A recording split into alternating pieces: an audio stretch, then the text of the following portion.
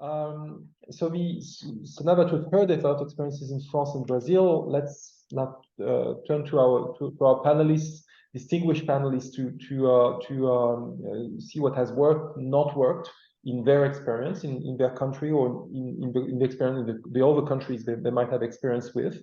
Starting with Dr. Toshihiko Masui, who is researcher and director of Social Systems Division at Nice in Japan. He's also lead author of the PCCR6. Toshi, you have the floor for 5 minutes. Okay, thank you. Can you hear me?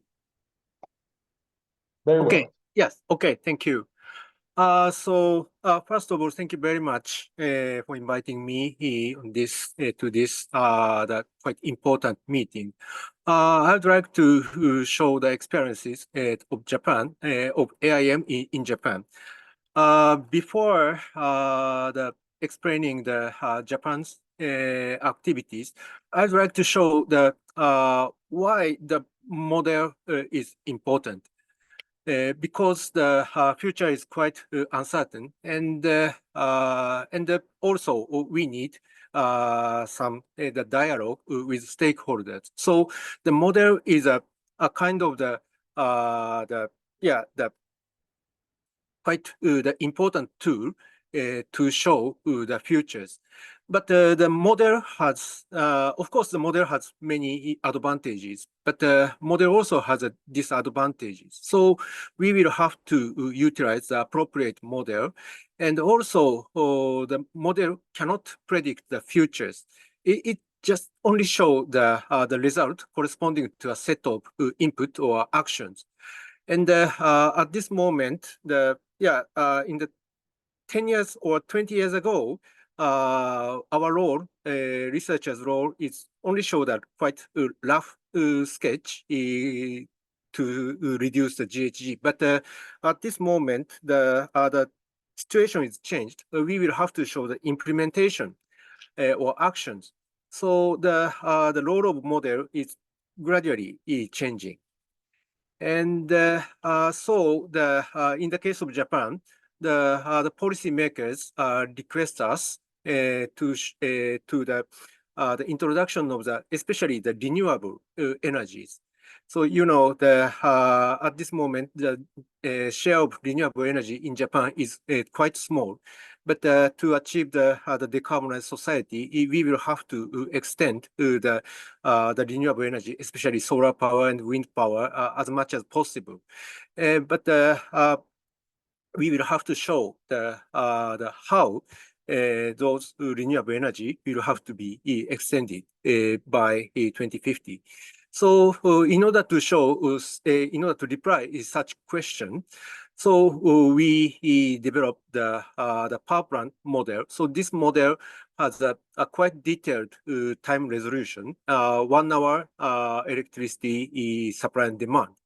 And so by combining this model and the conventional our AIM model, end-use model, and the CG model, so we try to show the actual situation to achieve the decarbonized society in Japan. Today, unfortunately, I have no time to explain the numerical results. So if you are interested in our activities, please visit this website. So this URL, this QR code is the same as this URL. Okay.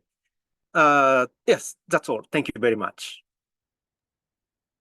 Thank you very much for this presentation. I'm sure the material can be found online, so the URL and all the material, the background material can be downloaded afterwards. Yeah, and of course. Thank you very much for reminding us that the demand on models is actually changing as people get more to implementation.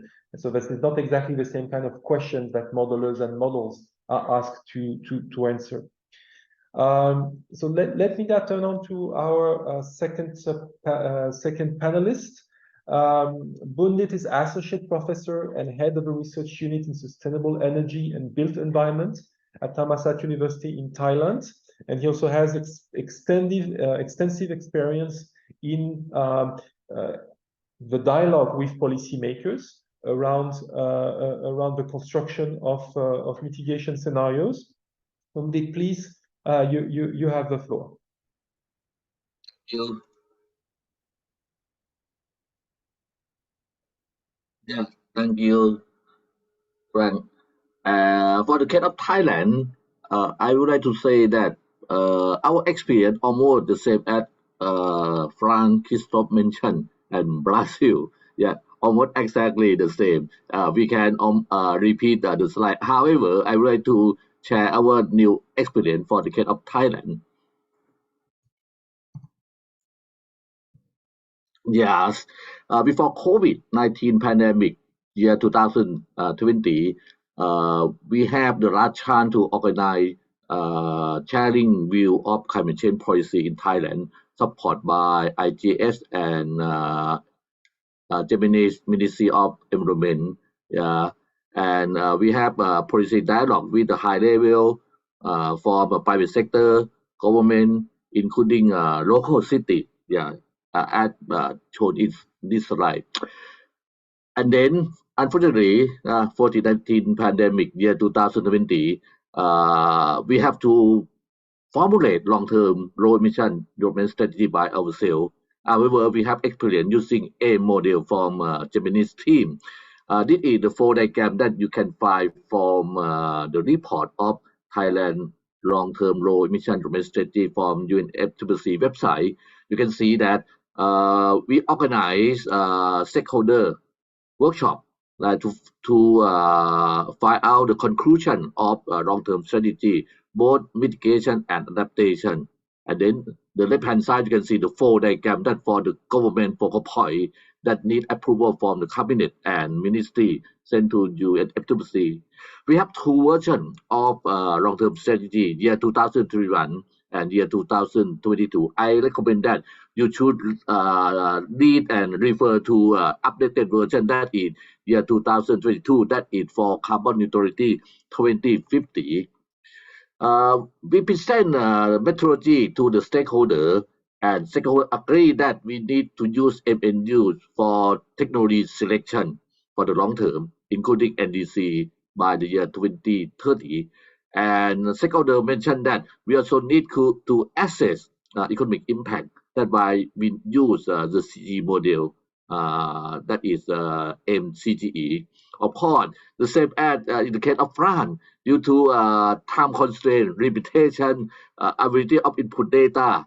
Yeah, everything almost the same. Yeah, for Thailand, even more severe. However, we have to do it and survive. And then finally, when we get the result of long-term strategy, very lucky that at the time during 3-year COVID-19 pandemic, we received the support from International Climate Initiative and German GIZ. We organize both on-site and online, several times, almost every 2 months or every month, something like that. Right? This is the final dissemination that we have received honor from German ambassador in Bangkok for opening, and we conduct final dissemination in Bangkok. The stakeholder here we mentioned in the long-term strategy in the report that include competency, academia, public sector, international, private sector, and so on. And also we really concerned about gender equality. We recommend some action that we learned from Japanese M team in the past, such as high energy efficiency, high low energy, green hydrogen, high electrification, CCUS, and bio-energy with CCS and behavior change. The right graph that is the 4 diagram and the roadmap of Thailand that we try to present to the long-term strategy and stakeholder. And outcome is here. You can see that in the year 2050, at the time, the greenhouse gas will be around 60 to 70 million tons, mainly methane. And if we count only the CO2, by 2050, CO2 is zero. At this moment, carbon sink is around 100 million tons, and government promised to increase to 120. That means emissions sought by the year 2050 is 120. Emission sink is the same. 120, that is carbon neutrality year. And also we need to maintain the peak emission by the year 2025. Of course, stakeholders are very high solar PV, 5 times compared to the present today installment. We calculate and show them that by the year 2050, you can see the column 2050, the last row is PV area requirement, just only 0.05% of unused land in Thailand. We also have to answer a lot of questions from a stakeholder, such as in terms of electric vehicle. We show that our long-term strategy compatible to government plan and the private sector, that is share of electric vehicle 30% by the year 2030. Of course, in terms of power generation, I think result almost the same as COP28, that we need to triple renewable energy electricity, and we need to double energy efficiency, exactly the same as the timeline that we present in the long-term strategy of Thailand. Finally, in terms of carbon capture storage, stakeholders also would like to know what happened. I think we have storage in the Gulf of Thailand, that maximum 1,000 million tons. However, private sector and government would like to use that opportunity. So we analyze that if CCS enter early than 2050, such as CCS enter by 2040, you can see that the change in GDP in terms of macro impact is lower. That's why long-term strategy of Thailand, government and stakeholders accept CCS to enter to the timeline by the year 2040. Finally, in the conclusion, we recommend that strategy for Thailand, we need CCUS and high electrification. Number 3 is taxonomy that government now they are doing. And number 4 is awareness and behavior change. And the last is we need capacity and knowledge platform. All these 5 states agree from sector and the government. Of course, we also would like to thank AIM team that since Thailand INDC Paris Agreement, you can see that the report mentioned that we use Gemini's AIM model, and finally we modify Gemini's AIM model to be Thailand AIM model, both end use and CGE.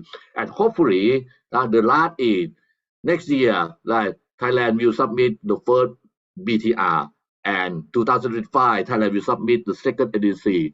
Of course, AIM will contribute to this kind of information. Thank you very much.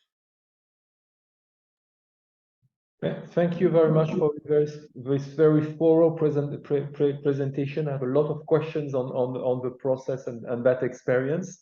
But before we do that, let me turn to Yanis Chenio, who is engineer, climate energy specialist, and works for the Ministry of Ecological Transition in France in the Energy and Climate Division. He follows closely the preparation of France's third long-term low-carbon strategy. So not the one that Christophe has talked about, which was the second, but the third, which is in the works. So he has a privileged position as an observer and as an actor here. Yanis, you have the floor.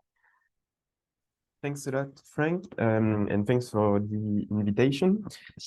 So all the presentation made by Christophe and Emilio also echo my experience as a modeler in the General Directorate of Energy and Climate, so in the French Ministry on Energy Transition. So I'm sorry, I don't have slides, but I will focus on some topics. And so now France is presently in the process of revising the National Low Carbon Strategy 2, which was presented by Christophe. And so the next will be published in 2024. And we also believe it is very important to ensure the continuity of the decarbonization strategy. And the SNBC3 aims to raise the ambition by reducing the net emissions by 55% in 2030 relative to 1990, instead of the minus 40% in the previous strategy. And in this process, the set of technical and macroeconomics models are really central and are used not only to compute the strategy and the trajectories, but also to design and support the conceptions of policies and measures that will lead to the carbon neutrality. So I will not detail the strategy and the technical models, but instead focus on how we concretely use the model in the administration. So first of all, we believe that the relation between models and modelers is also important, and even more important than the models in itself sometimes. So in the process of building a performative strategy, which will gather all the actors of the civil society to really tend to carbon neutrality and develop public policies that will support the reach of the carbon neutrality. Thus, not only the final products, the trajectories are important for us. And to do so, we rely on numerous consultation frameworks, so on 4 levels of consultation during the whole process, which is lasting 2 or 3 years, with some technical modeling working groups, which are gathering the modelers and the administrations, but also technical sectoral working groups that implies stakeholders, so for instance, from the economic world or NGOs, and also a high-level committee, which is less technical and is aiming to focus on more general questions. And all these groups are fed by the outputs of the models, and the models also benefit from the feedbacks of the working groups. And this process that not really solve all the cross-cutting issues that can be set here on some sensible hypotheses, for instance, relative to the air traffic, to the meat consumption, or others, because on these questions, the point of view can be really wide between the different stakeholders. And during the process, a new entity, the General Secretariat for Ecological Planification, was created at the Prime Minister's Ministry Service, so really central, in order to help to provide the steerings on cross-cutting issues and gather all the administrations at high level, so at the cabinets, for instance, and to develop an ecological planification plan. And so it is really interesting because it helps to have steerings that are really prescriptive, and that will define the strategy after that. And the models are really central in the preparation of all the interministerial meetings, for instance, to prepare this meeting and the steerings. To estimate the impact both on climate and economy, for instance, and ensure the global coherence of the strategy. But as Christophe said, the deep decarbonization strategy can sometimes focus more on technical choices due to the technicality of the models and the ease to represent them. But the new national low carbon strategy tries to improve the representation, for instance, of sufficiency or the evolution of way of lives, with a work to represent the sufficiency in the technical models, because we observe that it is easier to get steering when something is represented, for instance. And with a working group that was developed to work on way of lives and how to really integrate them in the strategy, and so how we can translate also a narrative and hypothesis in the scenario. And finally, the last point, economics models, how we use them. From now on, they were mainly used as assessment model, how we can evaluate the impact of the ecological transition on the macroeconomics, for instance. But now they are more and more used to advise the strategic choices and also help to provide steerings, for instance, with abatement costs that are more and more used to make some choices. And the French Treasury is also more and more implied in the ecological transitions, so that economics will mainly be seen now really part of the strategy and will not be looked after the strategy. And a macroeconomics working group was also designed, which is now informing the revision of the National Low Carbon Strategy 3, and which has also helped to develop a programmation on a multi-year strategy on financing the ecological and energy transitions that the government will provide every year to the Parliament. So thanks a lot for inviting me. And if you have some question. Thank you for this perspective, Yanis. And last but certainly not least, let me turn on to Marta Torres-Gonçalves, who is senior researcher on climate and energy at IDRI in France, and who, among other responsibilities, is deeply involved in the Deep Decarbonization Pathway Project, the DDP, which has already been mentioned in the session, and first has a very broad view of the interactions between research, modeling, and policy making in many countries. Marta, you have the floor for 5 minutes. Thank you, Frank, and thanks for everyone for the very nice invitation to be here. So yes, as you were saying, within the DDP network, we have this group, I think, more than 10 years of experience now in more than 20 countries using model-based scenarios to inform NDCs and long-term strategies.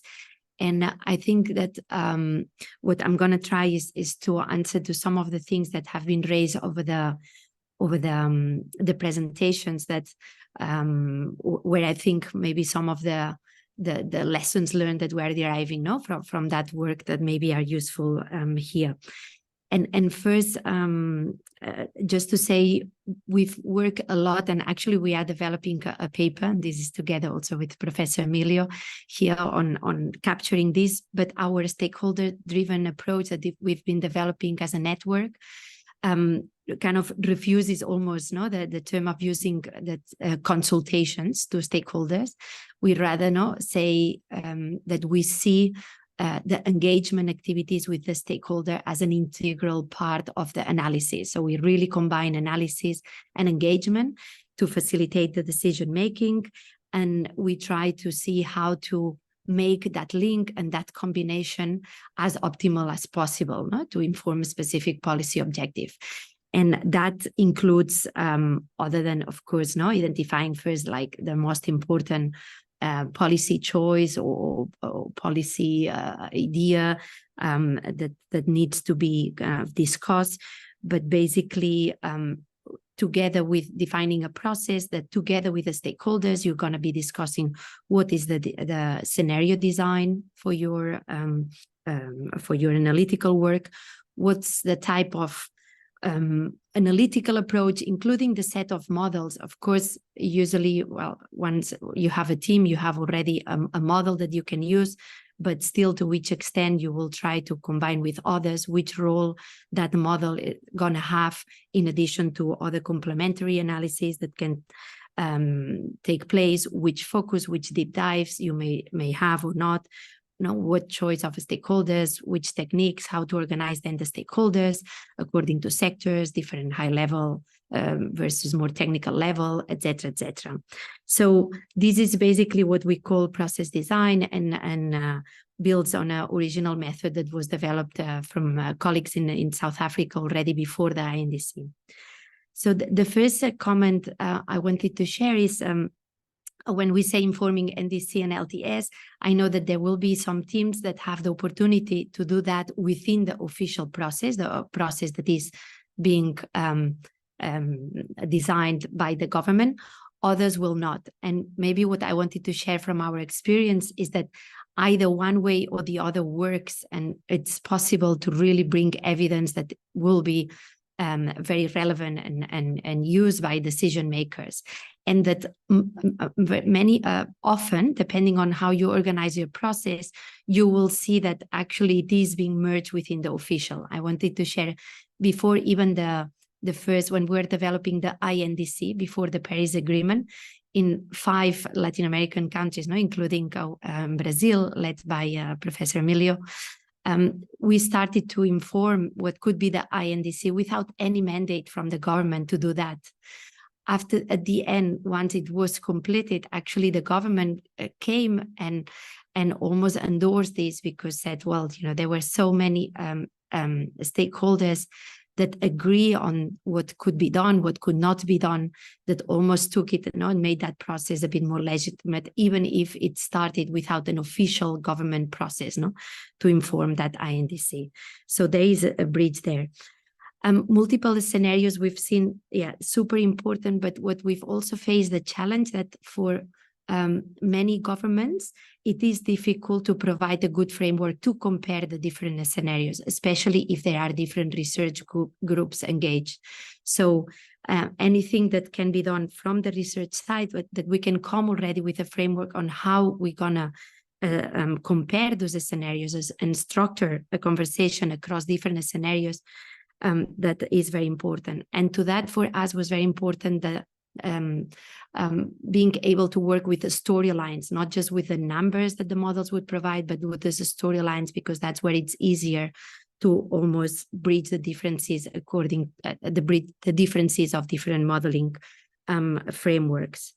Stakeholders would always appreciate to be able to have an iterative relationship with the modeler and try to understand, okay, but if I push further in this demand, if I assume different prices for this oil, and we were almost like hesitating, well, we can't, but maybe in the next meeting we can come back and tell you, well, what is the result of your question.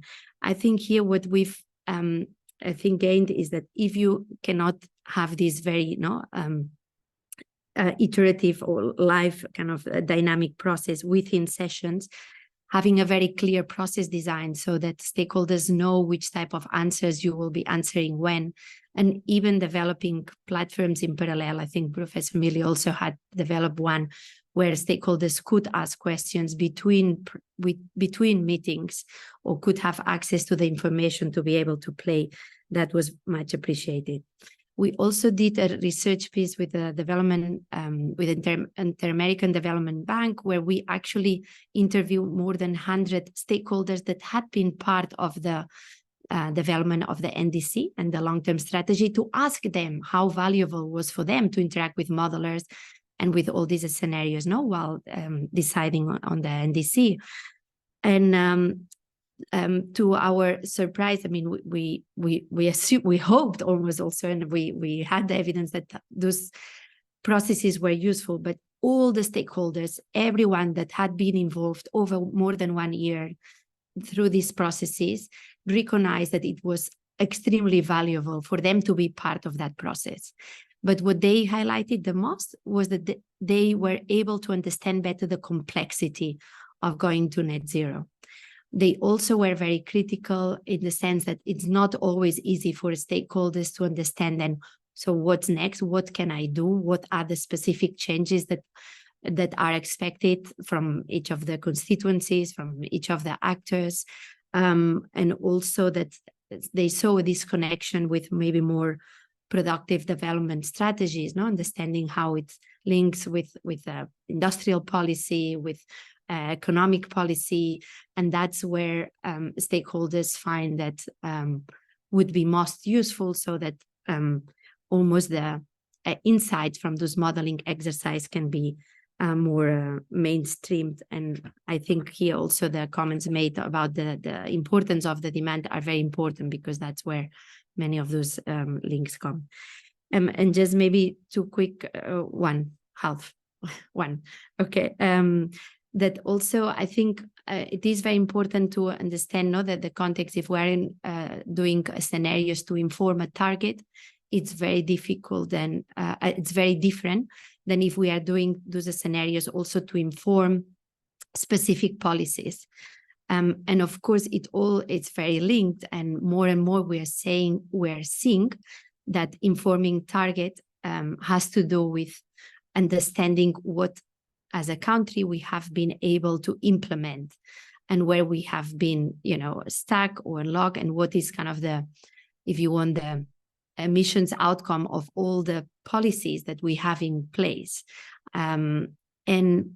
Here's where we have seen that the role of stakeholders becomes even more important, because that's stakeholders are the ones that have given most interesting insights as an input to our model exercises in terms of what are the specific barriers that they are facing for implementation, what that are the specific enablers, no, saying it the other way around, that would allow them to go further, and therefore we can distinguish better what is kind of the current policy scenario, no, and one that would go beyond and would therefore justify that an increased ambition, it is also credible in their eyes. I think I will leave it here, and thanks so much for the opportunity. Thank you very much, Marta, for this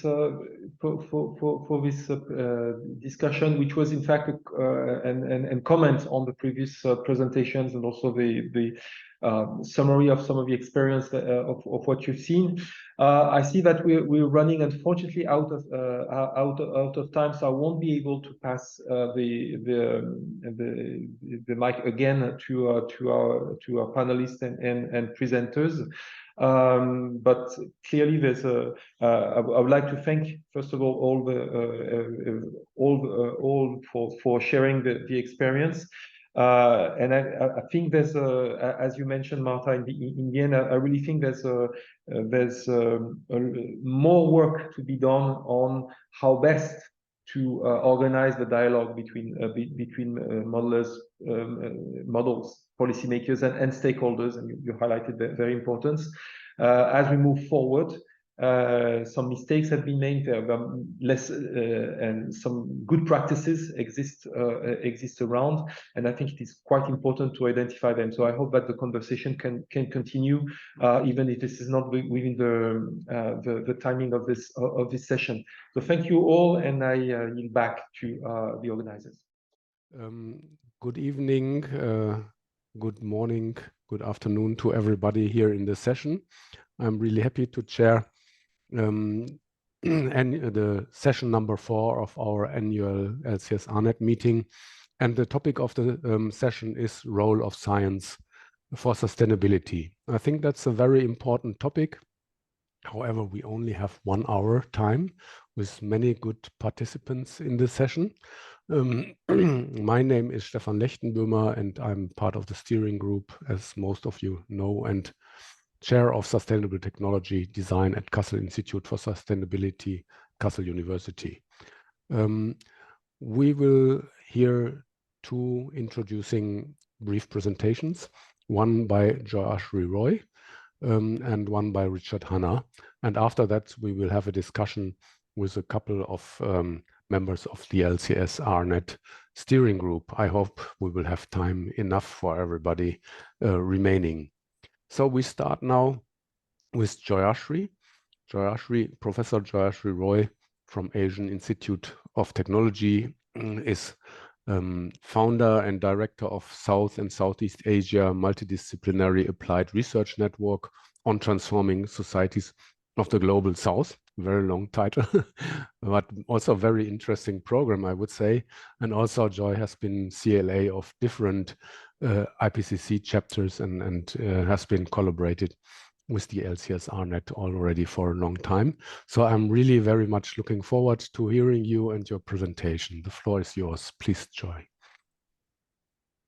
Thank you very much. And let me share my screen. Yes, and you can see it, right? Yeah.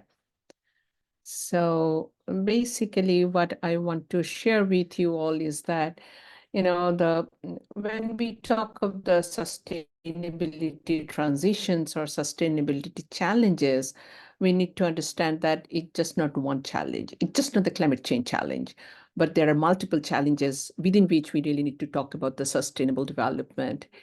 And so we as a community, we are trying to understand that what are these multiple challenges and how they are interlinked to each other.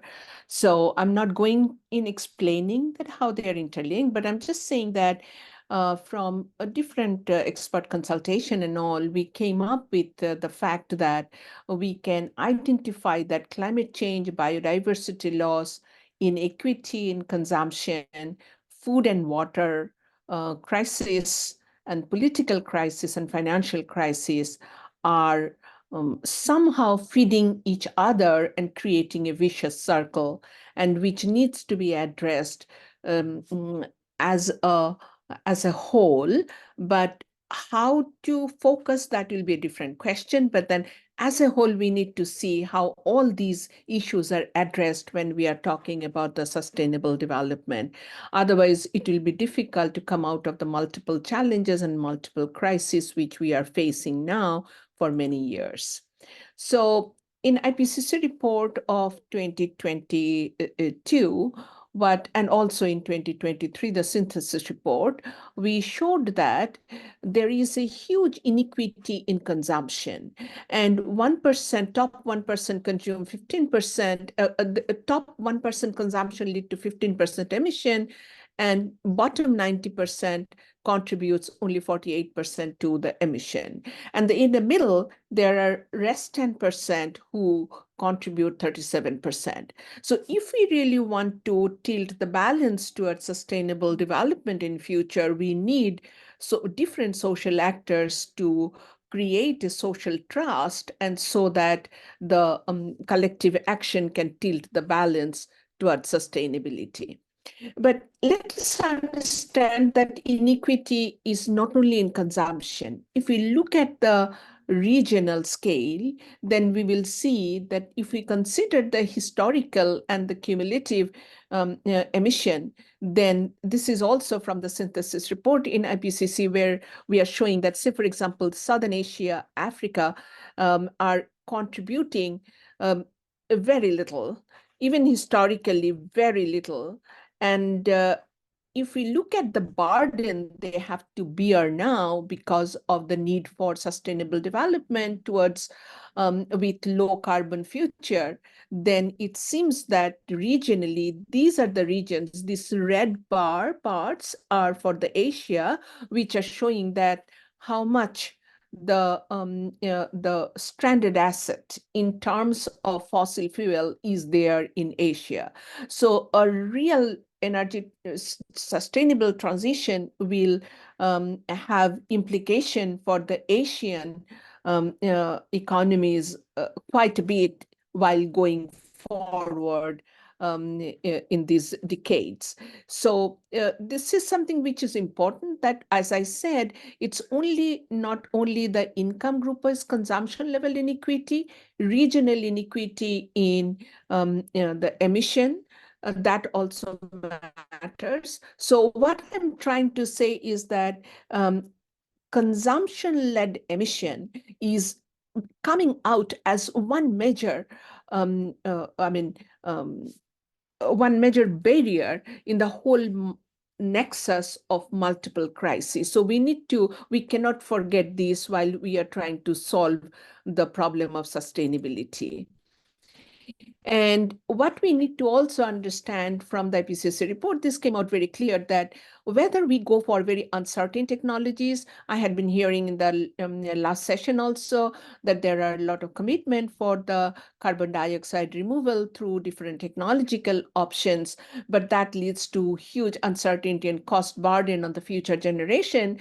But then we have also shown in the same IPCC report that 40 to 70% reduction in emission is possible just by deploying the off-the-shelf technologies, and which can help in reducing the demand and reducing the burden of decarbonization from the energy sector. But sometimes we do not look into this, and we look into the only technological solution, but then demand side solution also needs a lot of distributed technology, granular technology, economy-wide technology. So this is extremely important to see which one is more cost effective. All our studies are showing that demand side solutions are have less uncertainty and are more affordable and are more inclusive. So we have shown that how the burden of the supply side emission can be reduced through demand side solution. And when we talk of behavior change cannot happen on its own unless there is access to right kind of infrastructure and technology access. So when we talk of sustainable development, we need to think of the multiple challenges which the world is facing, and how we can pinpoint a major sensitive point by addressing which most of the nexuses can be addressed. So this is really one of the scientific discourse that need to happen now, that where should we really get, or where do we get the maximum benefit by focusing our attention on? So what we could come up with, the whole analysis is that if we look into the why people ask us, large number of time we have been facing in the dissemination workshops, that what are the policy challenges in the demand side? So we are saying that these current demand side policies are too fragmented. They are piecemeal, and that's why they are very weak to deliver the untapped potential. So there is need for focusing on the policy challenges on the demand side, and we need to come up with scientific solutions for that. We see that in most of the countries right now, all the policies are towards incremental changes. That means, say, for example, building code improvement, policies to promote electric car, appliance standards, retrofit, recycle. All these are just producing incremental changes. There are a lot of policies in all the countries we are promoting, but then they are really cannot deliver 40 to 70% reduction. So what can deliver, we have seen, is that we need to move beyond these improved options, and we need to think in terms of demand, how demand can shift, how automobility to active transport can shift, what kind of infrastructure need is there, what kind of investment is needed. We also need to inform the policymaker that how the demand can be avoided, demand can be reduced. Say, for example, one can be by sharing economy, one can be by the work from home options. So we need to look into all these and then try to see how the policies can be framed. So we are seeing that administrative capacity as well as technical and financial support for developing and less developed countries will be necessary to implement the demand side solutions going forward. And we have seen that there are ample of examples we have come up with from successful stories from all around the world, that how food waste can be avoided by looking into the labels and how in the departmental stores they are labeled. So there can be the life of the food on the shelf can be increased, and so that there is less waste. Also, how we can reduce the dwelling sizes and material use by progressive taxation and progressive taxation on high status consumption, so which will be only for 1% of people, but the 90% can gain. And also how we can avoid overheating and overcooling and overlighting sometimes. So we really need to look into these, what are the technological solution, what are the policy solution, and what are the behavioral changes that are needed. Also, we can avoid many product demand by making the multi-family housing rather than single housing, long life industrial product design, sharing services in electric vehicles. So there are several examples, and many countries have actually come up with these small examples, which we have covered in the IPCC report also. So for sustainability, we should really look into what policies we can implement for providing a larger potential for mitigation. And then also we need to also understand that how to shift the demand by shifting to active mobility, less car, air travel, and also shift to plant-based nutrition, which is also can be done through the national dietary choices and the laws, tax, education, and so more material efficient design, architectural design for human settlements and shading and education is coming out as a very major enabler for such changes, and the policy can influence those also. So we really need to work more towards enabling conditions and find the cost and potential for these demand side solutions so that inequity can be addressed, as well as multiple other challenges which we showed in the beginning, that they can be addressed or influenced more through the inequity reduction and the demand side solutions.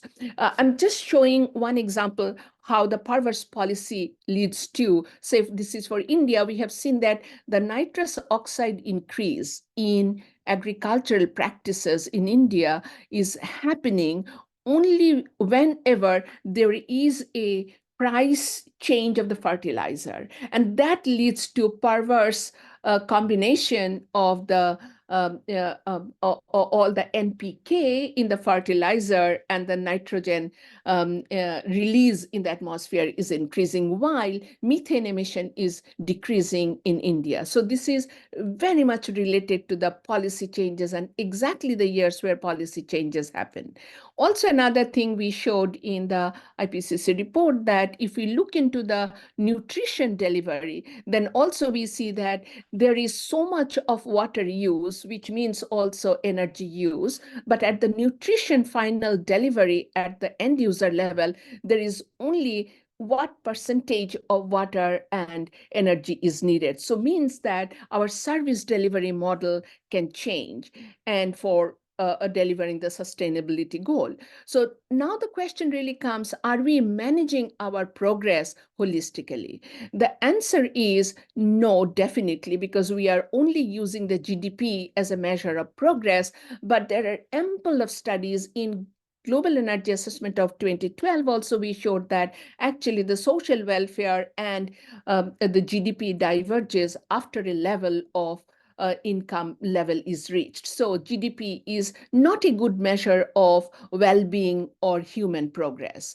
So we really need to revisit that. I'm just giving an example from Bangladesh, which shows that, which is one of the fastest growing, least developed country, but we see that the economic growth is happening at the cost of environmental degradation. And so we can see that how environmental indicators are declining day by day while economic and the social progress is happening. So we really need to be careful that how all these three can be combined together so that the multiple challenges of sustainability can be addressed together and which are not which are possible. There are several examples we have shown that which are possible.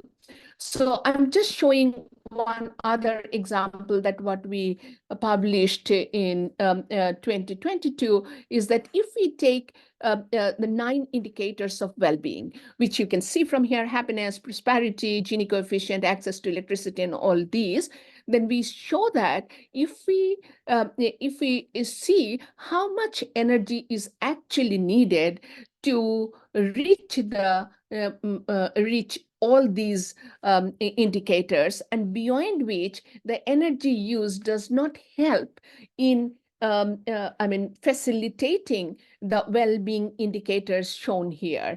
And we see that with 75, we can see that after a while, even if you use more and more energy, the plateau of these well-being indices are reached. So which means that we have seen that actually with 2015 global energy supply, the whole world could have achieved all the well-being indices to its maximum if we consider only the well-being indices and not just the GDP indicator. So it means that it's a distributional issue or equity issue which we cannot ignore. And we have also shown in chapter 5 of working group 3 of IPCC 6th assessment report that if we think of well-being for all, and if we do not think of efficient equity and providing the decent living for all, then there will be trust lost into the society, and the governance, effective governance will be difficult, and there will be less participation. And so sustainability will be challenged by non-participation and distrust. So we really need to focus on these multiple challenges, and equity is the heart of these, which really needs to be addressed at the core of it to deliver sustainable development. So I'll just stop here and thank you for your attention.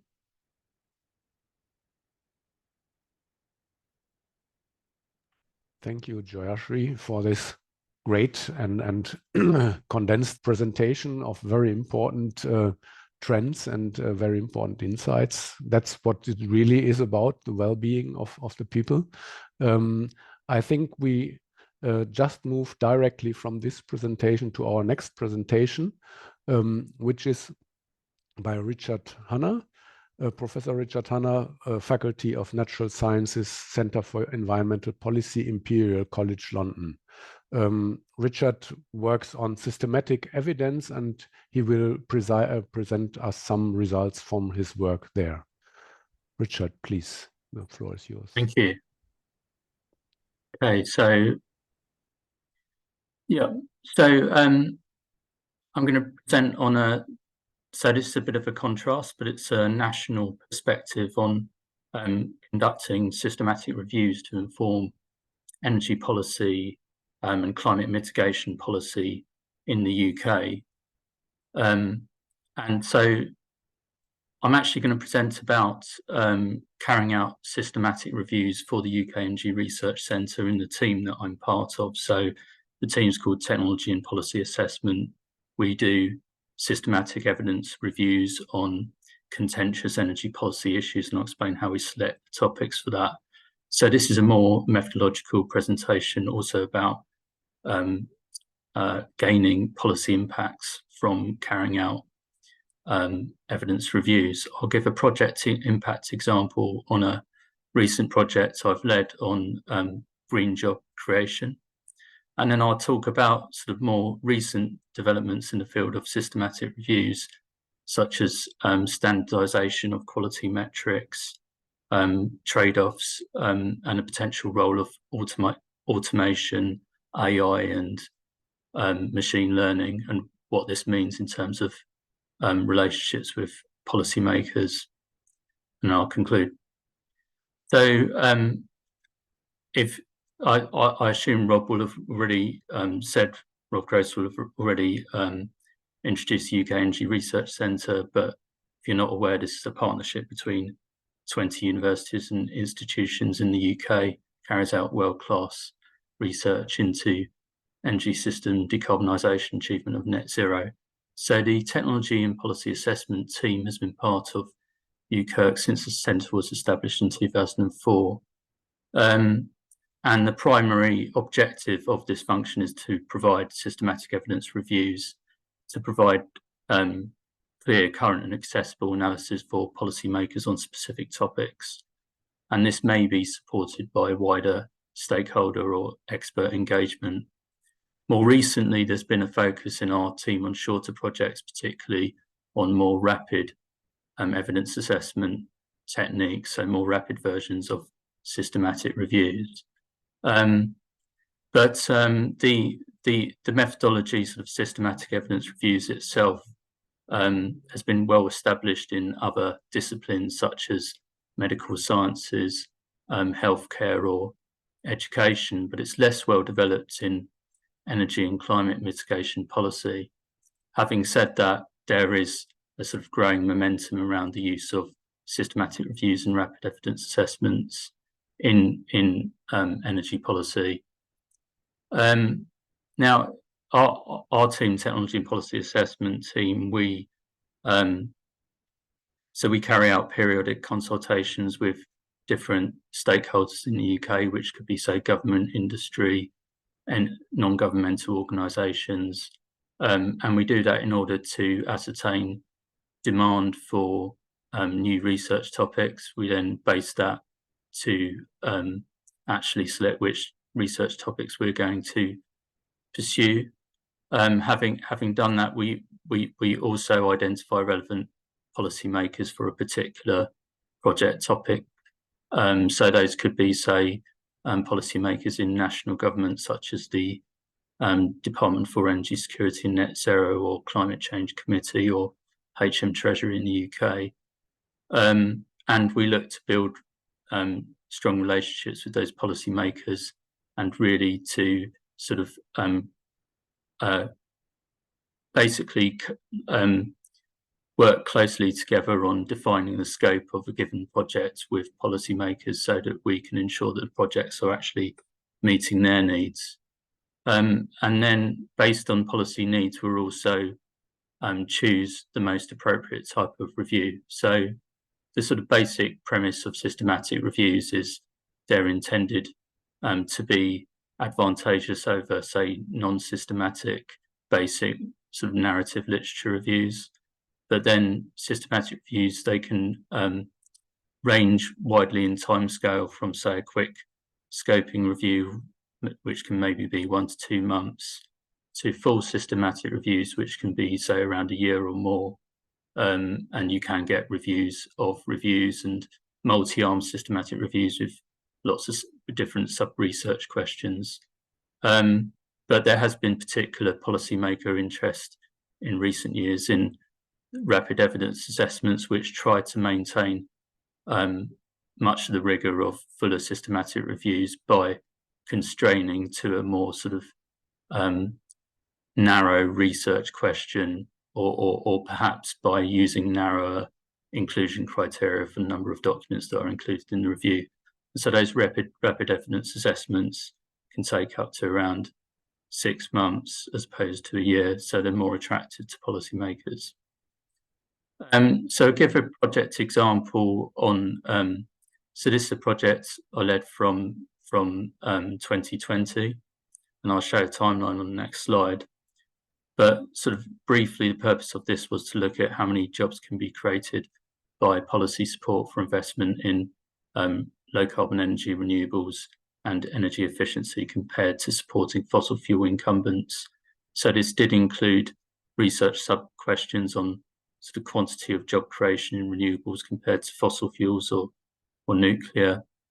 And then questions on, say, quality of jobs actually created and implications in terms of quality and skill levels of low carbon jobs created compared to the quality of jobs and skills in incumbent fossil fuel industries, and then implications in terms of sort of net job creation, but what that might mean in terms of job displacement as well.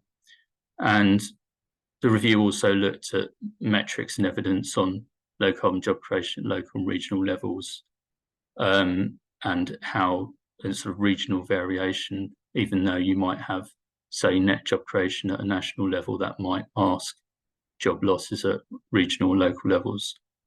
And the review, the sectoral scope was renewables, energy efficiency, and energy demand sectors.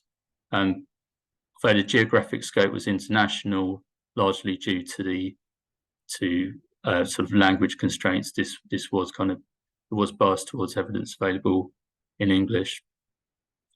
So in terms of the timeline, so this shows the sort of timeline of the project and key policy impacts, and on the top generally is key sort of publications and stages of the review, and in the bottom you've got some key policy impacts. But yeah, we follow a typical process for these reviews, which involves publishing a scoping note in the first place, setting out the process for the review, research questions and search terms we're intending to use. So this is August 2020. In late 2020, we set up an expert group, started to engage with key UK policymakers. And then because there was actually a Green Jobs Task Force had been set up to look at needs, say skills implications of transitioning to a net zero energy economy, we decided after meeting with UK government departments to publish a more rapid scoping review, and this informed the Green Jobs Task Force report published in mid-2021. And then we carried out a full systematic review and published a full briefing paper on the UK website. And then the full review findings fed into an evidence workshop on supply chain and skills for the UK Net Zero review. And the briefing paper was also cited in the UK Climate Change Committee's Net Zero Workforce report.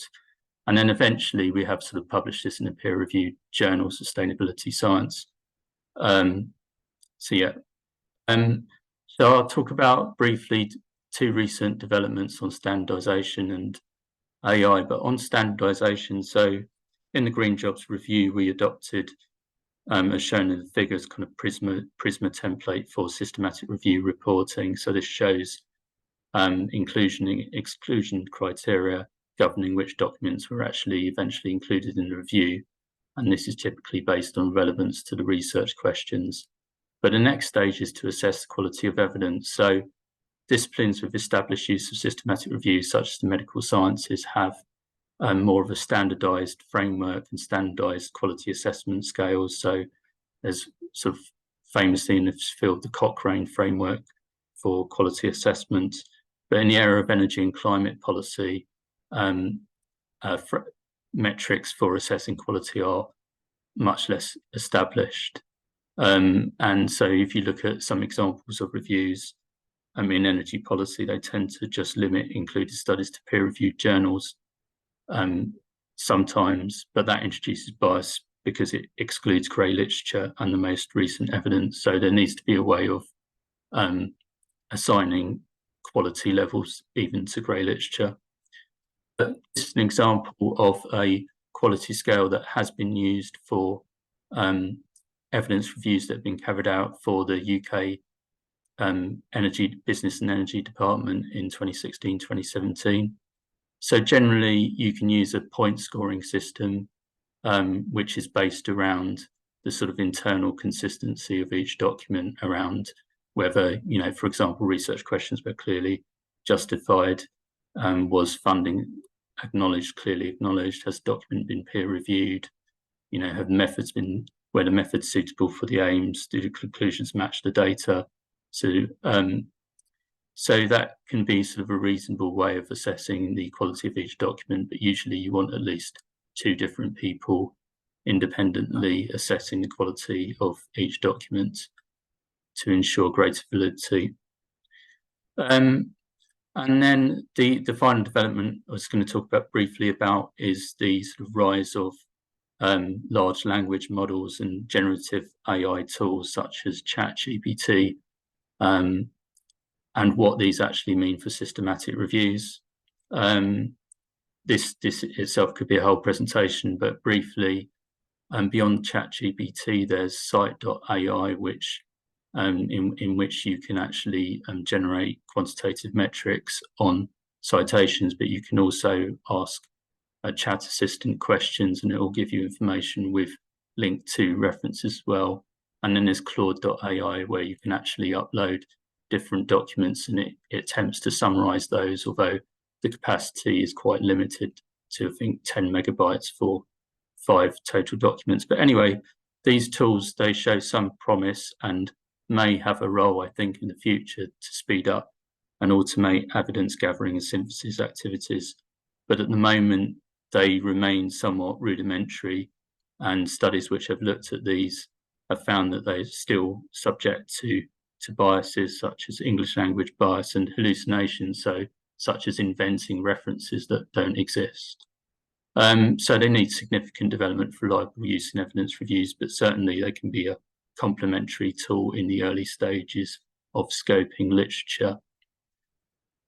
So to conclude, just a general comment on reviews we've done. These can be sort of more historic, looking at historic rates or drivers of technological innovation to inform policies to accelerate energy system decarbonisation. But we've also conducted reviews of assumptions in future energy scenarios and energy systems models, so they can be more forward-looking as well. Summarising or synthesising quantitative data can, superficially on the surface of it, be more straightforward than research questions that seek qualitative information alone. And challenges are wide variation in terminology and metric definitions, which require care to ensure comparability. But yeah, so rapid evidence assessments can maintain rigor on a constrained topic while being aimed at short-term policy needs. But there's further need for standardization of quality metrics in the energy policy field. And increasingly, given time-critical pressures and the high pace of policy making, I think we need to think more about responsive research approaches. So greater use of rapid scoping reviews, keeping an eye on developments in AI and automation, and also sort of multi-method approaches. So alongside reviews, making use of rapid modelling exercises and expert surveys, carrying those out simultaneously with reviews, and that's it. So thank you very much. Okay, thank you, Richard. Thanks a lot for these insights in how to use this tool for making science even more relevant and applicable to policymaking. And also thanks again for Joyashri, who is also working in many fields on making science really applicable for policymaking and society. So with this, we have already used a bit more of 50% of our time for this session. I think it was worth it, and I would invite now the members of the steering group of the LCS-RNet to discuss with us about the role of science for sustainability. I think all the major UN conferences since 1972 have made really a big point out of it, that science has a crucial role. And I think science with instruments like presented from Hannah, with the IPCC as a very prime model of it, has done a lot to be more helpful for policy design. But we might even think what we have to do to change the science system to be even more helpful, because I think the challenge of sustainability transition is so big. We really need everything in science that we have to tackle it.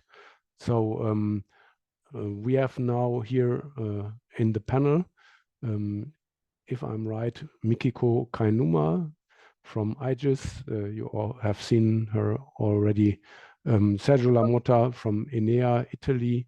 Frank Lecoq chaired the last session from CIRED. Christoph Kassen from CIRED. Toshihiko Mazui from NIES. Yeah, and Richard and Joy are also still with us. I would like to invite Mikiko first to a brief reflection on the role of science for sustainability. And please keep your time, because otherwise the last ones would not have the chance to say something. Okay, time 3 minutes or so. Anyway, thank you very much. 2 minutes is great. Yeah. Thank you very much. And it's very nice. The presentation, both presentations very nice, and I'm very much impressed. And as you know, I have developed a scenario over last decades, and I think an example of science having a good influence on policy is the IPCC special report on 1.5 degrees Celsius. This report clarifies the difference between the importance of a 1.5 temperature rise and a 2-point temperature rise, and has led many national and local governments to make net zero decarbonization. So in addition, SR 1.5 presented 4 emission pathways that would lead to net zero global emissions. In each case, it was estimated that net zero shows emissions will be reached around 2050. However, the cost of achieving 1.5 degree and the impacts on the natural environment will vary depending on the society we are moving toward. Yes, we need to avoid the last method that Joyashri explained, that it's better that we can develop the future society without using lots of the carbon dioxide removal technologies. So that we need to make the more reduction from the demand side.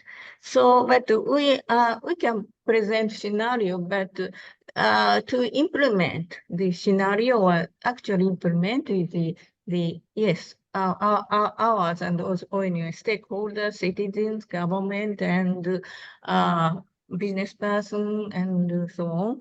So we need to collaborate with them, and yeah, we can present the scenario in the dialogue with them and show some the pathways. But actually, we need to improve. We can have the assumptions and we can have the one pathways, but we need to improve it with the dialogue, through the dialogue with the policymakers. And I'm sure that such kind of the interaction with policymakers and stakeholders, of course, citizens and business persons, will have the result of this such kind of dialogue, will give a good input to policymakers. Yeah, thank you. Yeah, thank you, Mikiko. I think that's really very important to take up the dialogue with policymakers and society. And I think the last session also gave some good examples of that, how fruitful that can be. Maybe with that, I would hand over to Sergio Lamotta, who I think can also talk a bit more structurally how our systems have to evolve in order to really create the innovation we need. Sergio, please. Yes, thank you, Stefan, and many thanks to the organizers.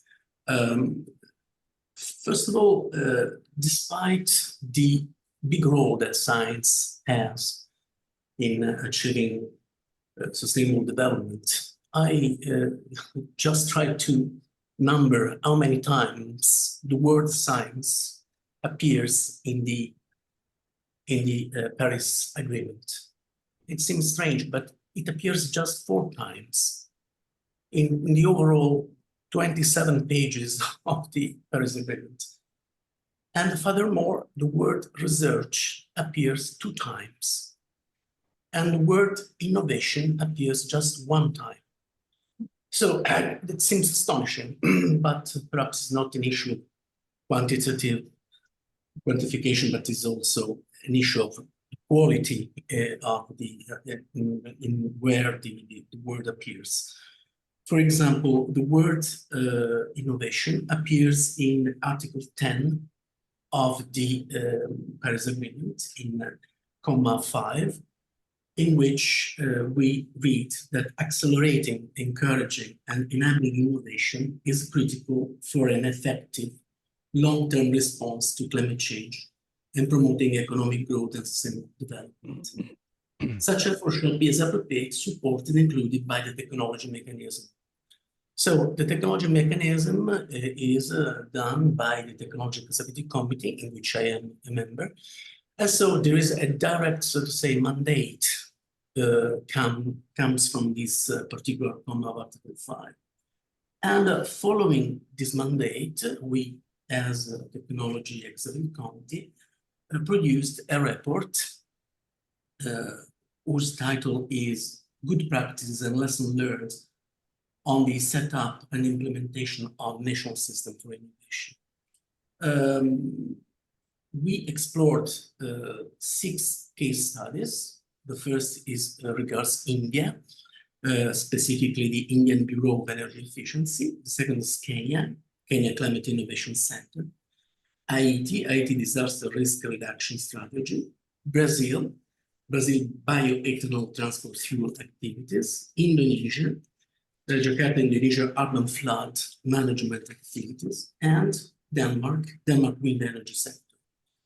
So the kind of lesson learned that we derived from these case studies was that to have an healthy national system for innovation, we should have, first of all, a systemic perspective, which has to be integrated with host country development objectives.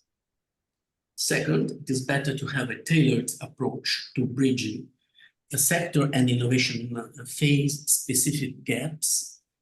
Third, it is important to allow for participation, speaking about participation as Mikiko has highlighted, participation of local actors and inclusion of local knowledge and coordination among actors. Fourth, engage with international institutions and collaboration to help build a local institutional network. which is one of the efforts that Low Carbon Society Research Network is doing. Fifth, ensure that innovation and organization are evolutionary over time, because things change and the national system for innovation has to evolve and adapt to new circumstances. Six, pay attention to long-term planning and continuous monitoring and review. So the idea of this report is, and the aim that the technology representative committee has, is to is a dream, I would say, that first of all, each country, especially the less developed one, can have its own national system for innovation that can be also can have a good evolution over time. So it's a sort of, so to say, analogy with the early warning system for all initiative. We could have a national system for innovation for all. So this is the auspices of the Technology Executive Committee. Thank you. Thank you, Sergio. And I think I understood it right, that the science system is an important part of the national innovation system, as you have framed it in your group. Yeah. So maybe Frank, you might share some insights from France with us. We also had in the previous sessions other examples, but would be interesting to hear from you what's really the role of science, and if we do have needs to change the scientific systems in the countries to live up to the challenge. Thank you very much. Thank you for the invitation. I won't share experience so much from France, but rather take my hat as a former IPC author of the IPCC to share a frustration, actually, and also a concern for future exercises in the relevance of what we produce. As we move to, this has been noted previously today, as we move to implementation of mitigation and adaptation policies, a key challenge is to actually identify barriers, suggest options to overcome them. And we know there's a lot of experience that is already accumulated out there by practitioners, people who do things. But a very limited slice of that experience is actually reflected in the academic literature that we use in IPCC or in systematic reviews and others. And that gap is wide, in my sense, actually growing as more and more experience is accumulated. And this may lead to actual bias into the way the science will reflect on the real world in scientific publications. For instance, it's a lot of experience. Anecdotal evidence tells you that corruption or lack of insurance or issues of infrastructure are key barriers to putting in place renewable energy programs. Then you need to study those and not just the financing side, for instance. Also, in our chapter, we realized that, in fact, nearly the totality of the scenarios, long-term scenarios that were policy relevant in different countries, were actually not published. They were in reports or in governments, and therefore were difficult to talk about. They were not in our scenario database. Yet those were the policy relevant scenarios in the country. So how do you overcome that risk?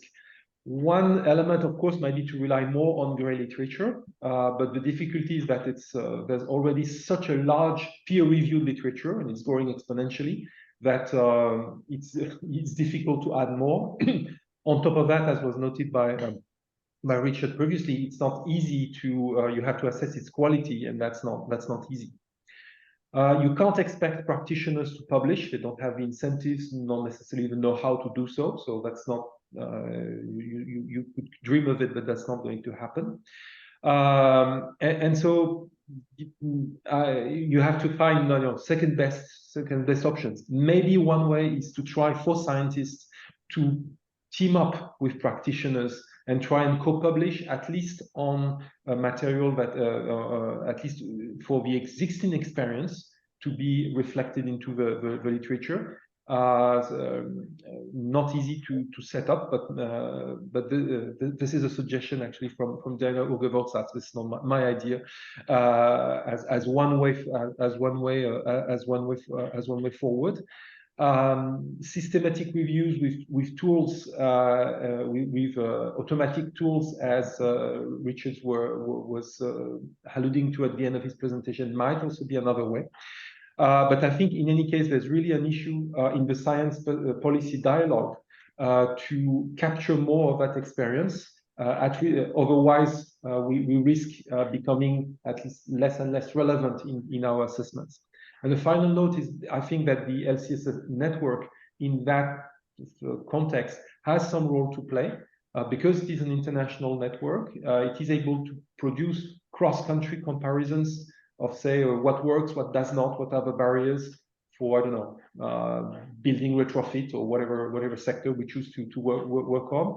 And so we could play a role in gathering, accumulating, and making sort of that experience also available at the scientific level. Thank you very much. Thank you, Frank. I think that's very important ideas and resonates well with me. Writing many, hopefully policy relevant reports of grey literature in a non-UN language, which is not accessible to everybody. I think that's an important point. And maybe one thought also, we had also the presentation from the NDC Aspects project, which might go into that direction as well, as very much a very big project, ambitious, but convenes many scientists from many countries and tries really to sort of synthesize knowledge that is not only peer-reviewed papers, but in a broader science and knowledge and practitioner knowledge base. So thanks a lot. I think it's a very important aspect. And with that, I would like to give the floor to Toshihiko Mazui.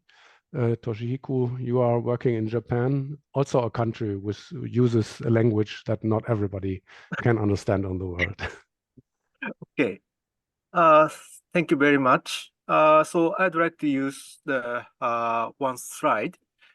So I'm a modeler. And the model is a kind of the tool representing the science. And we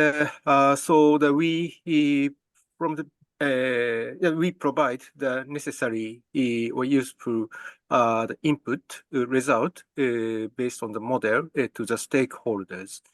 And some interaction between stakeholders and modelers is a key to develop the sustainable society, because the sustainable society includes many issues. Of course, the climate is also one of the important, but the social goals, the development or sustainability or welfare. So these kind of issues also should be taken into account.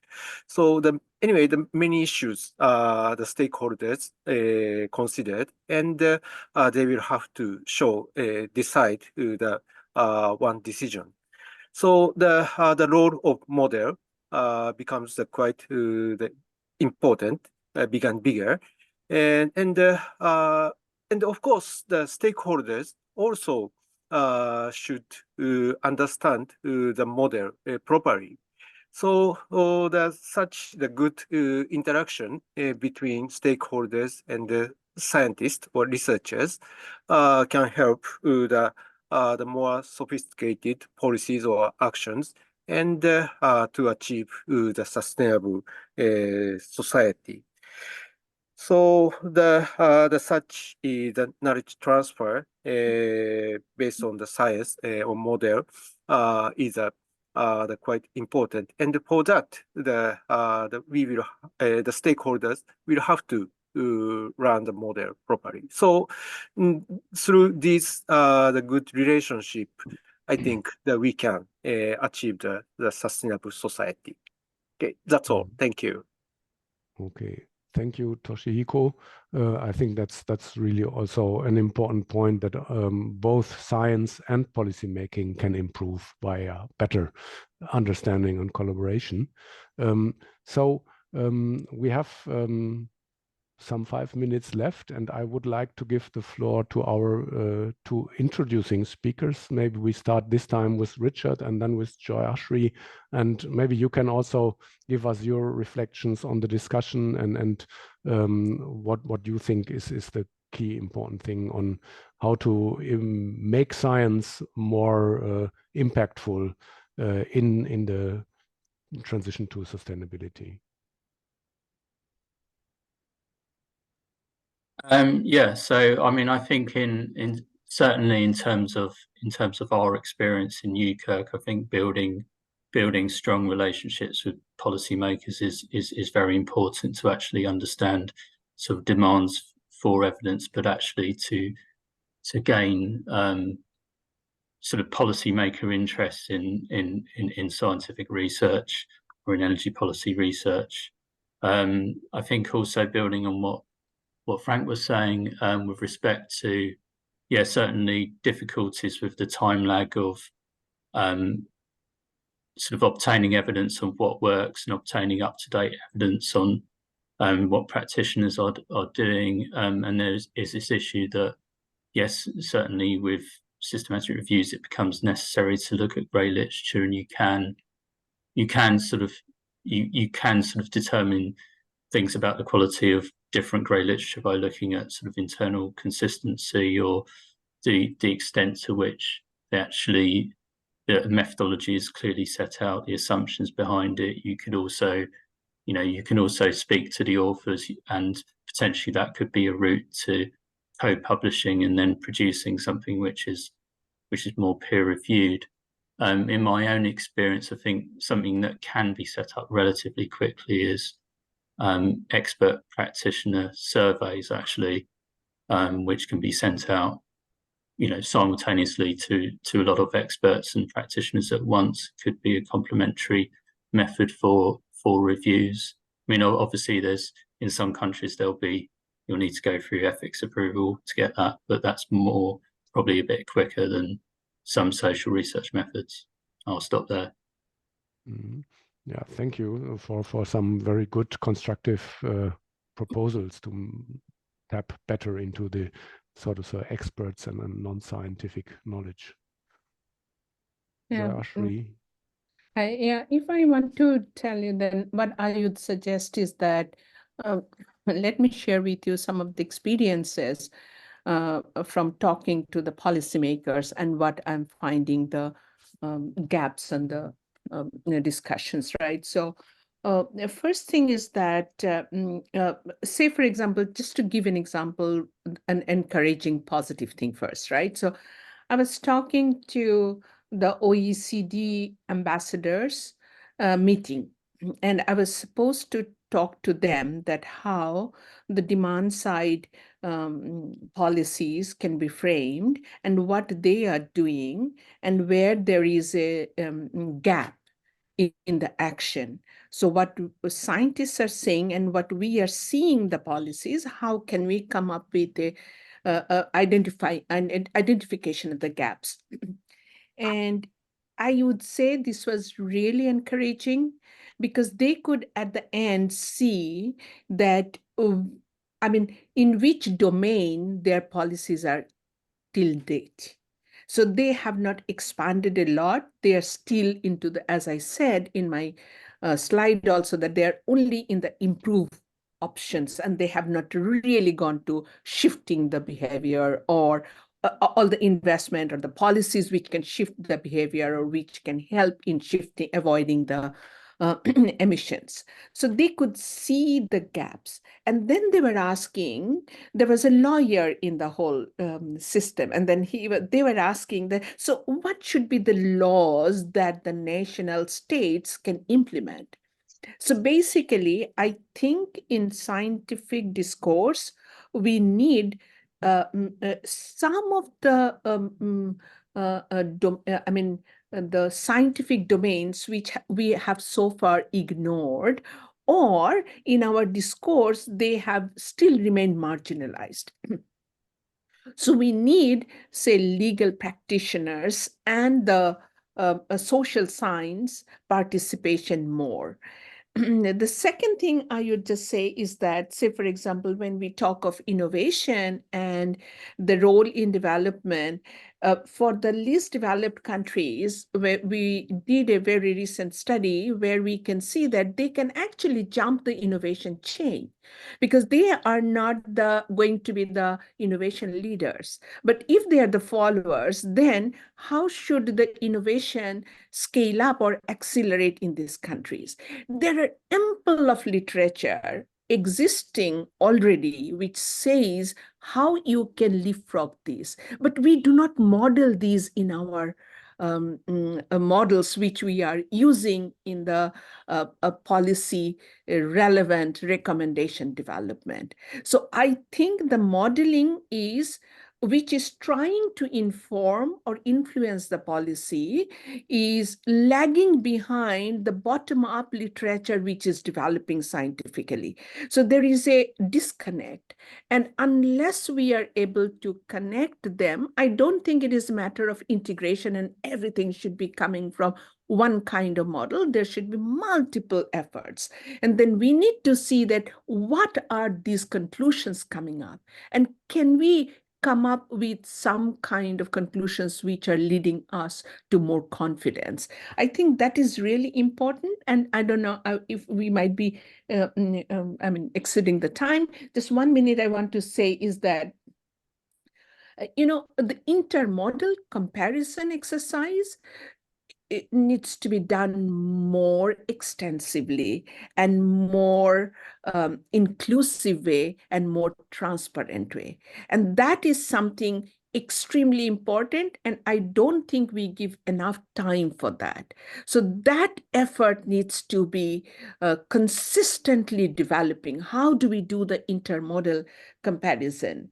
And the other we need to show is that, say, for example, when we have the consultation and all, then model-based results are there, but then stakeholders are saying something. So if there is a gap, we need to see that scientifically that, how confidently we are saying that stylized model can produce, say, maybe 70% or 80% the practicality, right? So if we can say that we are showing the practice 70%, still that is better. Rather than saying that we are modeling the whole thing. We cannot model the reality on a real-time basis. I don't know if the supercomputer or quantum computers come, what we will be able to do. But right now we can't. So we need to admit that. And the other thing, I have a little bit of reservation with Frank. Maybe not reservation. I just feel that sometimes if you team up with the policymaker or the practitioners, we need to be very careful whether we are losing our independence, whether science is losing independence or not. So there is a very, very hard line, which a thin, fine line we need to be discussing more, I think, instead of just jumping into that. Okay, yes. Thank you, Jayashri, for these important insights, and everybody here on the panel. I think that was really a great round and a great list of things that we can improve and where the LCS-RNet may have ample of contents for working in the future, because that's really needed. I think science gets ever more important. We all see these global trends on fake news, etc. So really science role cannot be underestimated. And as maybe one last word to Jayashri, as someone having worked a lot with stakeholders and policymakers, I found it always, when you are criticized from both sides, then you are probably on the right, on the right way. That's a rough indication for that. So with these words, thanks a lot for all your very good and valuable contributions, and I'm really sure we should make more out of that, because that's one of the really important research frontiers ahead of us. where we need to achieve more. But I'm really happy to hear so many good ideas and approaches here in this round. I think there's lots of opportunities to improve. Thanks a lot. And with this, I hand over back to Mikiko and Tomoko. Thank you very much. So the LCS-RNet 14th annual meeting held over 2 days have just concluded its entire program. So thank you very much once again to the participants and speakers for your very good discussions. So we hope that all of you that who participated enjoy the sessions. So see you again next year's annual meeting. So thank you very much. Bye bye. Thank you. Thank you. Thank you. Bye.